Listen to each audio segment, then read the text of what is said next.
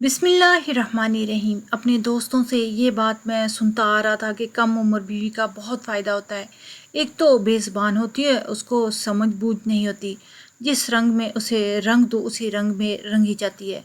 शोहर की फरमाबरदार होती है, उसका जहन कच्चा होता है और वो बहुत खौफज़दा भी होती है शोहर से। इसके मुकाबले में बड़ी उम्र की बीवी के बहुत नुकसानात हैं। वो समझदार होती है, छोटे छोटे मामलात को बड़ा बनाकर पेश करती है, लड़ाई झगड़ा करती है अपने दोस्तों की। यही बात सुनकर मैंने भी फैसला किया कि मैं भी छोटी उम्र की लड़की से शादी करूंगा। इसलिए आज मेरी शादी है और मेरी उम्र 30 साल थी और मेरी दुल्हन की उम्र 17 साल। सर पर सेहरा सजाए बेहद खुशी के साथ मैं अपने कमरे में दाखिल हुआ, जहाँ पर मेरी 17 साल नई नवेली दुल्हन लाइबा बैठी हुई थी। लाइबा बहुत खूबसूरत थी, इसके हुस्न को देख के मैं हैरान हो गया और बहुत खुश भी। मैं अपने दिल की धड़कनों पे काबू पाते हुए आगे बढ़ा और इसके सामने बैठ गया। न जाने कितनी देर तक मैं उसके हुस्न को देखता रहा और दिल ही दिल में खुश होता रहा कि मुझे इतनी कमसन और खूबसूरत बीवी मिली है। वो चेहरे से बहुत मासूम लग रही थी। मैं पहले इससे नहीं मिला था, सिर्फ तस्वीरें देखी थी, लेकिन वो तस्वीर से ज़्यादा खूबसूरत लग रही थी। मैंने महसूस किया कि उसके हाथ पाँव कांपने लगे थे। वो बहुत खौफजदा थी शायद, और इस तरह से डरी सहमी हुई थी। देखकर मुझे खुशी हो रही थी। इस तरह की बीवी मुझे चाहिए थी, जो शोहर से डरे। शोहर के सामने शेर बन जाने वाली बीवी मुझे बिल्कुल भी पसंद नहीं थी। मैं इसके डर और कपकपाहट को मज़ीद इंजॉय करने लगा। मुझे दोस्तों ने कहा कि ज़्यादा तारीफ मत करना और ना सर चढ़ जाएगी, इसलिए मैंने इसके हुस्न की को ख़ास तारीफ नहीं की। सोचा कि इस डरी हुई लड़की को थोड़ा और डराया जाए। मैंने ऐसे ही अपने फ़ोन पर 30 सेकंड का टाइमर सेट किया। 30 सेकंड के बाद मेरे फ़ोन पर रिंग टोन बजी। मैं फ़ोन लिए कमरे में एक साइड पे चला गया और फ़ोन पर किसी से बदतमीज़ी करने लगा कि जैसे बहुत गुस्सा कर रहा हूँ। मैंने कहा कि आज मेरी शादी और तुम्हें ये वक्त मिला है बुरी खबर सुनाने का। तुम्हें पता नहीं कि मैं कितने गुस्से वाला इंसान हूँ।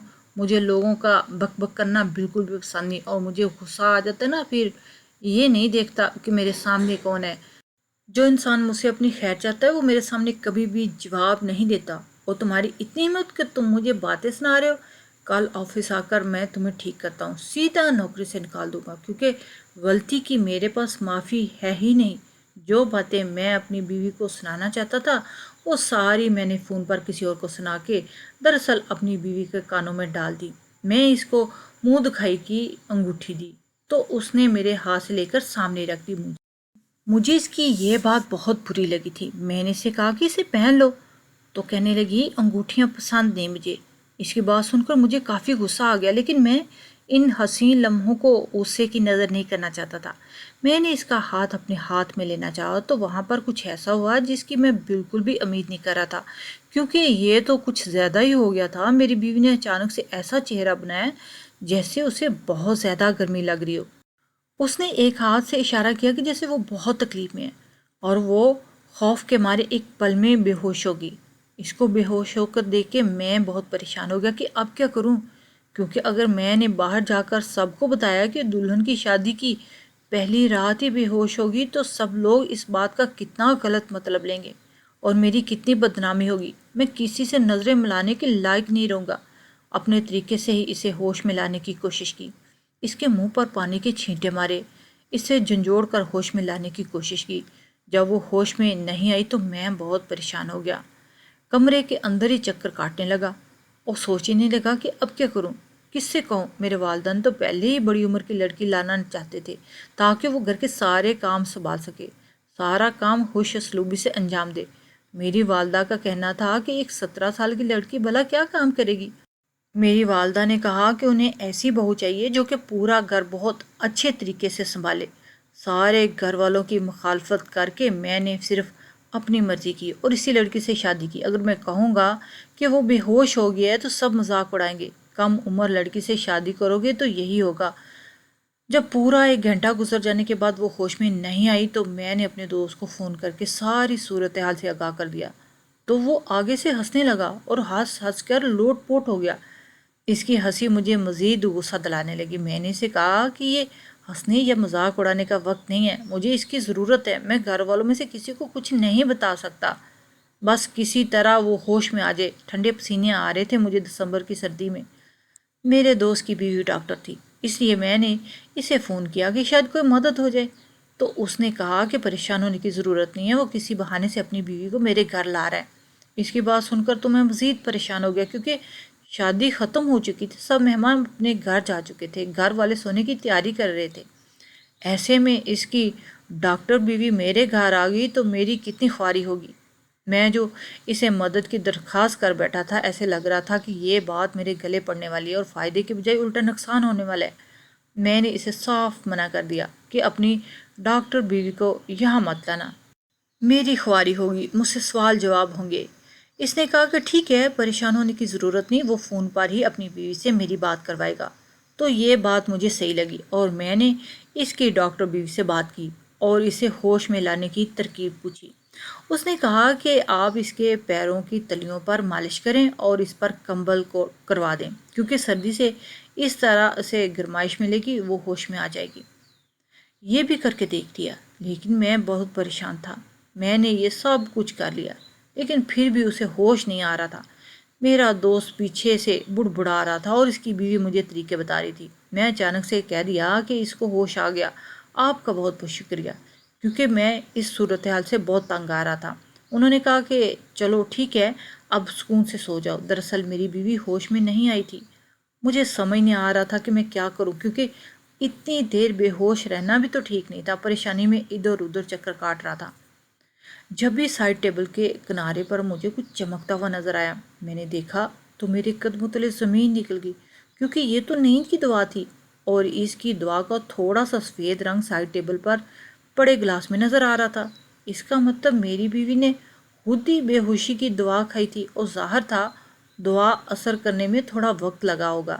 جتنی دیر میں میں سے باتیں کر رہا تھا اتنی دیر میں دوا نے اثر کر دیا اور وہ بے ہوش ہو گئی، اور یہ دوا اگر اس نے کھائی تھی پھر اسے ہوش میں کوئی نہیں لا سکتا تھا۔ میں اپنی بیوی کو دیکھے حیران ہو رہا تھا۔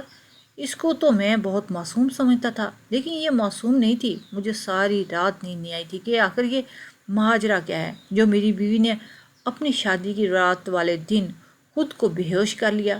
کیا وہ میرے ساتھ وقت گزارنا نہیں چاہتی تھی؟ کیونکہ مجھے تو اس بات کی یہی سمجھ آ رہی تھی۔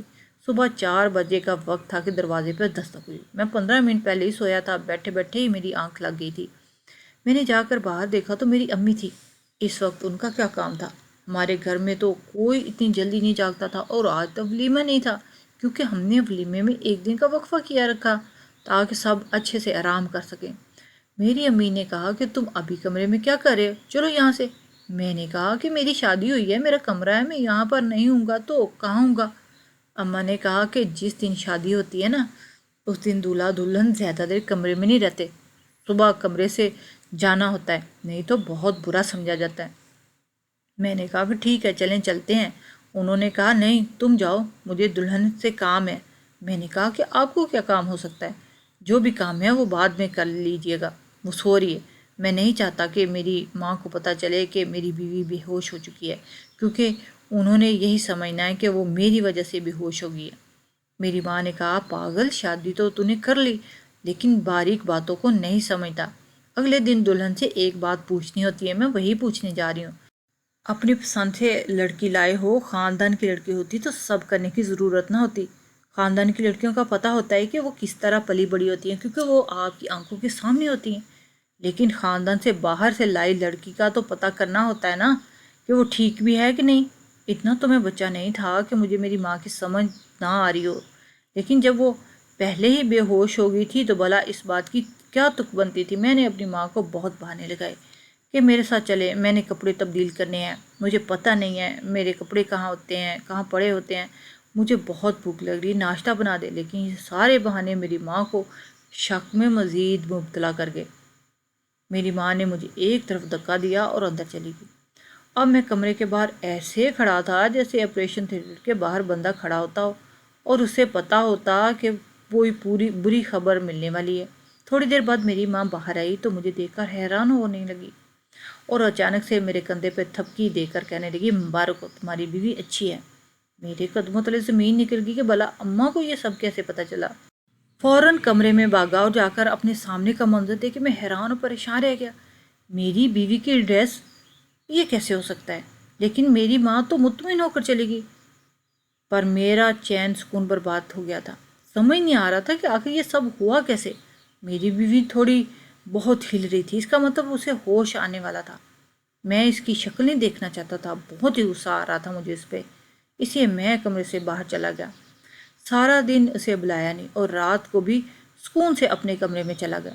گھر میں یہی باتیں ہو رہی تھی کہ دونوں بہت خوش ہیں، لڑکی بہت اچھی ہے، ہمارا فیصلہ غلط نہیں تھا۔ ولیمہ بھی خیر سے گزر گیا اور رات کو جب میں کمرے میں داخل ہوا تو میری بیوی نے مجھے کہا کہ آپ کے لیے کھانا لگا دیتی ہوں، امی نے کہا ہے کہ ہم دونوں ساتھ کھانا کھائیں گے۔ میں نے کہا کہ ساتھ کھانا کھانے کی کیا ضرورت ہے، باہر کھانا لگا دو، میں باہر آ جاتا ہوں۔ تو میری بیوی نے کہا نہیں، امی کہہ رہی ہیں کہ ساتھ کھانا کھانے سے محبت بڑھتی ہے۔ میں نے اپنی بیوی کی طرف دیکھا کہ محبت، میرے سامنے محبت کی تو بات ہی نہ کرو، تم دھوکہ دیا تم نے مجھے۔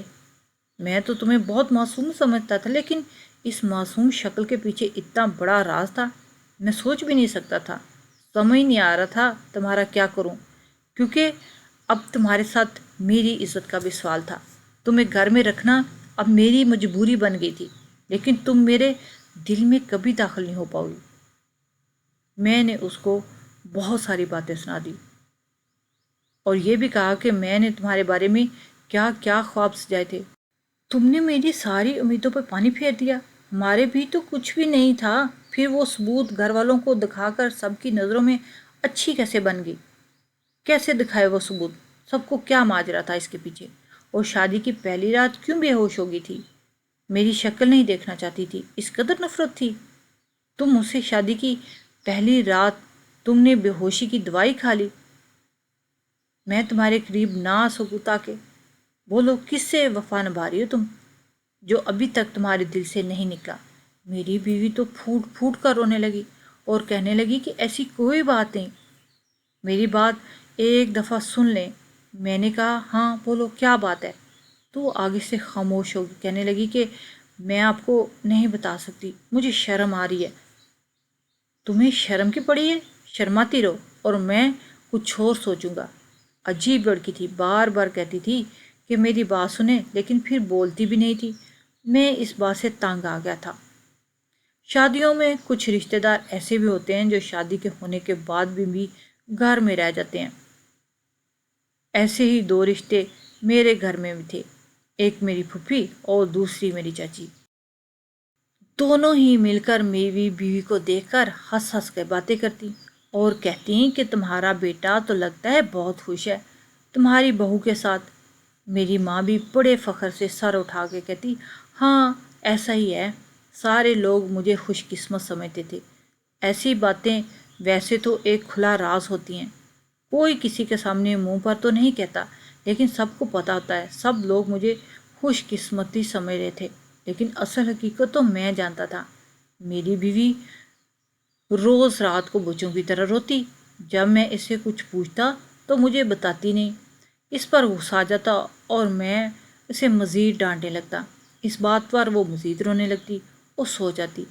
اب سوچ رہا تھا کہ مجھ سے غلطی ہو گئی ہے، مجھے سمجھدار لڑکی سے ہی شادی کرنی چاہیے تھی۔ کم سے کم آج میری زندگی ایسی تو نہ ہوتی، اگر کوئی مسئلہ ہوتا تو کوئی پریشانی ہوتی تو کم سے کم مجھ سے کھل کے بات تو بتاتی۔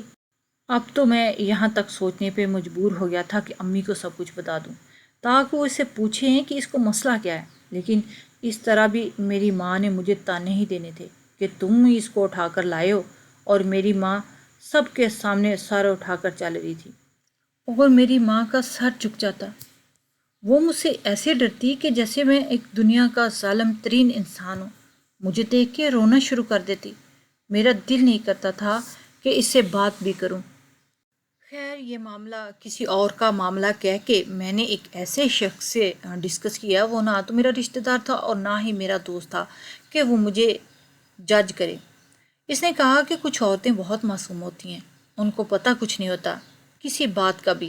جس کی تم بات کر رہے ہو اسے کہو کہ اپنی بیوی سے پیار محبت سے بات کرے، اور محبت سے بات کرنے کا بھی کوئی فائدہ نہیں ہو رہا تھا، لیکن پھر بھی مجھے اس سے بات تو کرنی تھی۔ ایک دن میں نے اسے اپنے پاس بٹھایا اور پوچھا کہ تم نے شادی کی رات خود کو بے ہوش کیا تھا؟ تو اس نے مجھے ایک نہایت عجیب بات بتائی۔ اس نے کہا کہ میں نہیں چاہتی تھی کہ آپ میرے پاس آئیں، نہیں تو آپ کو مجھ سے نفرت ہو جاتی۔ میں نے کہا کہ مجھے تمہارے پاس آنے سے کیسے نفرت ہو سکتی ہے؟ تم میری بیوی ہو، ہم لوگ جتنا قریب آئیں گے ہمیں اتنا ہی ایک دوسرے سے محبت ہوگی، نفرت کیسی ہو سکتی ہے؟ تب اس نے کہا کہ میرے گھر والوں نے آپ کے گھر والوں کے ساتھ دھوکہ کیا ہے، ایک ایسی بات چھپائی ہے، آپ کو پہلے یہ بات بتا دینی چاہیے تھی۔ انہوں نے ایسا کچھ نہیں کہا۔ اگر آپ سمجھ رہے ہیں نا کہ میری زندگی میں کوئی اور شخص ہے تو ایسا بالکل بھی نہیں ہے، میں تو خود ہی اپنے لیے کافی ہوں، خود ہی اپنے لیے مصیبت بنی ہوئی ہوں، میں خود ہی ایک چلتی پھرتی مصیبت ہوں۔ جب میری بیوی نے کہا کہ زندگی میں کوئی نہیں ہے تو مجھے اس قدر تسلی مل گئی۔ میں نے کہا کہ تم سچ کہہ رہی ہو؟ اس نے کہا ہاں ایسا ہی ہے، مجھے تو شادی نہیں کرنی تھی، لیکن اب اس کی بات مزید الجھا رہی تھی۔ میں نے کہا دیکھو تمہارے ساتھ جو بھی مسئلہ ہے صاف صاف ایک ہی سانس میں مجھے سب بتا دو، میں تمہارا شوہر ہوں، وعدہ کرتا ہوں کہ تمہارا ساتھ دینے کی کوشش کروں گا، میں ہر طریقے سے تمہاری مدد کرنے کی کوشش کروں گا، بس اب مجھے مزید پریشان نہیں کرو، میں بہت پریشان ہوں، تم مجھے بہت اچھی لگتی ہو، میں تمہارے ساتھ زندگی گزارنا چاہتا ہوں، تم بہت خوبصورت ہو، تم بالکل ویسی ہو جیسا میں سوچتا تھا کہ میری ہم سفر ہو تو ایسی ہو۔ میری ان باتوں نے اس کو مطمئن کیا اور پھر اس نے مجھے ایسی بات بتائی میرے قدموں تلے زمین نکل گئی۔ اس نے کہا کہ مجھے ایک بیماری ہے، پی سی اوس، ایک ایسی بیماری ہے جو اکثر ہی عورتوں کو ہوتی ہے، اور ڈاکٹر نے پہلے ہی کہہ دیا تھا کہ ساری میں شادی شدہ زندگی کے لیے مناسب نہیں ہوں اور نہ ہی میری اولاد ہوگی، لیکن میرے ماں باپ نے لالچ میں آ کر میری شادی کر دی۔ میری بیوی بیمار تھی اور اسے پی سی اوس بیماری تھی، ایسی بیماری جو مجھے نہیں لگ سکتی تھی لیکن اس کے لیے خطرناک تھی۔ پھر بھی یہ بات سن کر مجھے تسلی ہوگی کیونکہ جو باتیں میں سوچ رہا تھا وہ بالکل بھی نہیں تھی۔ میں اگلے ہی دن اپنی بیوی کو ڈاکٹر کے پاس لے گیا۔ ڈاکٹر نے بھی یہی کہا کہ یہ بیماری پی سی اوس ایسی ہے، اس کا علاج کافی طویل اور مہنگا ہوتا ہے لیکن علاج ہو جاتا ہے۔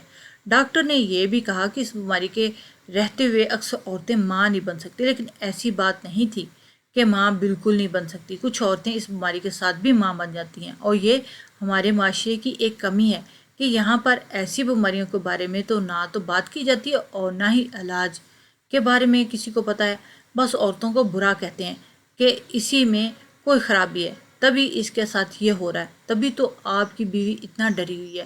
جب عورت کسی ایسی بیماری میں ہوتی ہے تو وہ نفسیاتی طور پر بھی ڈسٹرب ہوتی ہے۔ آپ اپنی بیوی کا بہت خیال رکھا کریں اور بتائیں کہ یہ سب نارمل ہے، صرف اس کے ساتھ ہی نہیں ہو رہا، دنیا میں کسی بھی عورت کے ساتھ ہو رہا ہے۔ میں نے ڈاکٹر سے کہا کہ میں اپنی بیوی کا بہت خیال رکھوں گا کیونکہ وہی میری ہمسفر تھی اور اس نے کوئی غلطی نہیں کی تھی، وہ بہت ہی اچھی لڑکی تھی۔ میں نے اپنی بیوی کو تسلی دی اور کہا یہ بات کسی اور کو نہ بتانا، ہم کسی نہ کسی بہانے سے ڈاکٹر کے پاس جایا کریں گے اور تم دوائی ٹائم پر کھانا، جتنا بھی خرچہ آ جائے گا میں کروں گا کیونکہ میرے لیے تم اہم ہو، بس یہ بات کسی کو نہ بتانا۔ میری بیوی بہت خوشی ہوئی اور پہلی دفعہ گلے لگ کر روئی۔ مجھے احساس ہوا کہ وہ میری ذمہ داری اور میں نے اس کا خیال رکھنا ہے۔ میں نے اپنی بیوی کا علاج شروع کروا دیا اور ساتھ اس کا بہت خیال رکھا۔ اس کی بیماری میں بھی کمی آنے لگی اور اس بیماری کے رہتے ہی ہمیں یہ پتہ چلا کہ وہ امید سے ہے۔ اس کے بعد 9 ماہ بہت مشکل تھے، ہم لوگوں نے بہت سی چیزوں پر ایک دوسرے کا ساتھ دیا، مجھے اس کا ضرورت سے زیادہ خیال رکھنا پڑا لیکن میں نے یہ سب کچھ کیا اور پھر اللہ تعالیٰ نے ہمیں ایک پیاری سی بیٹی سے نوازا، میری بیوی کی بیماری ختم ہوگی۔ آخر میں یہی کہنا چاہوں گا کہ ہر بار غلطی عورت کی نہیں ہوتی، کبھی کبھی عورت غلطی میں نہیں بلکہ ایک مسئلے میں پھنسی ہوتی ہے اور اس کو مدد کی ضرورت ہوتی ہے، اور عورت کا محافظ مرد ہے، اسے اسی لیے بنایا گیا ہے کہ مرد اس کا ہر معاملے میں خیال رکھے اور اس کی مدد کرے۔